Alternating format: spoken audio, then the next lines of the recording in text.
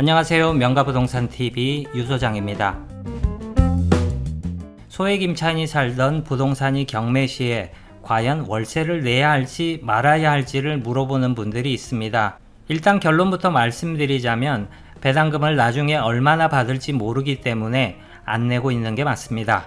그런데 상당히 많은 분들이 계약 당시부터 잘못 알고 있는 것들이 있습니다. 월세를 들어가려고 하는 경우 상당히 많은 아파트나 주택의 경우에는 근저당이 설정된 경우를 많이 보게 됩니다. 이런 경우 부동산에서 소액 임차인 범위 안에 들 수 있는 보증금과 함께 일정 월세를 정해서 세입자를 안심시키고, 만약 혹시라도 경매에 넘어가게 된다면 월세를 안 내고 살다가 소액 임차인에 대한 최우선 변제금을 받고 나가면 된다라고 이야기를 합니다. 이 말은 엄밀히 말하면 설명이 다소 부족한 이야기입니다. 이 말대로라면 보통 경매가 1년은 걸리니까 1년간 월세를 안 내고 살다가 나중에 소액 임차인에 대한 최우선 변제금으로 정해진 금액을 모두 받을 수 있는 것이 아닌가, 이렇게 착각을 할 수도 있습니다. 심지어 최악의 경우에는 이런 말을 하는 부동산 중개인도 있습니다. 경매로 넘어가면 그냥 한 1년 정도 무료로 살다가 소액 임차 보증금 받고 나가라, 이렇게 이야기를 하는 경우도 있습니다.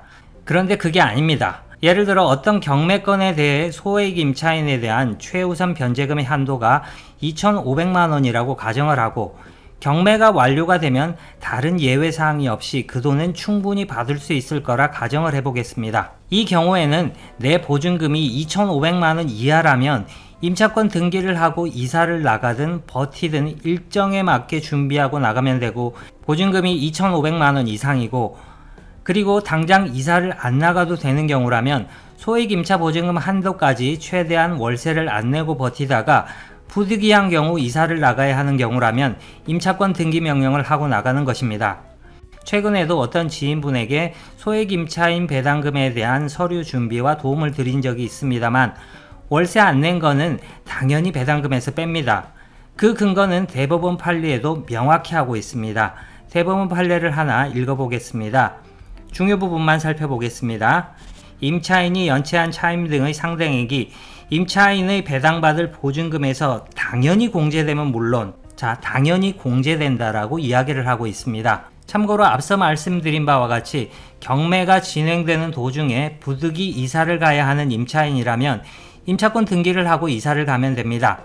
다만 경매 개시 결정 전 임차권 등기를 마친 임차인은 배당 요구 없이도 당연히 배당을 받게 됩니다. 그런데 경매 개시 결정 후에 임차권 등기를 마친 임차인은 배당 요구 종기까지 배당 요구를 한 경우에만 배당에 참가를 할 수가 있습니다. 따라서 경매 개시 결정 후에 임차권 등기를 한 분들이라면 배당 요구를 놓치지 않도록 주의를 하셔야 합니다. 추가적으로 임차권 등기 명령을 신청한 임차인의 경우에는 반드시 등기부에 임차권 등기가 기재된 사실을 확인하고 이사를 가시기 바랍니다. 마지막으로 한 가지 더 당부드리고 싶은 것은, 가끔 이런 임대인들이 있습니다. 자기 통장으로 돈 받기가 그러니 다른 사람 명의로 월세를 입금해달라 혹은 현금으로 달라고 하는 경우도 있는데, 그런 건 그냥 냉정하게 거절하시기 바랍니다. 여러분이 살고 있는 집이 혹여 경매로 넘어가게 되면 월세를 냈다는 것을 증빙할 수가 없어서 큰 낭패를 볼 수도 있습니다. 경매로 넘어간 집에 대해서 다른 채권자들이 손해 없이 배당금을 받아가는 경우보다 그렇지 않은 경우가 훨씬 많습니다.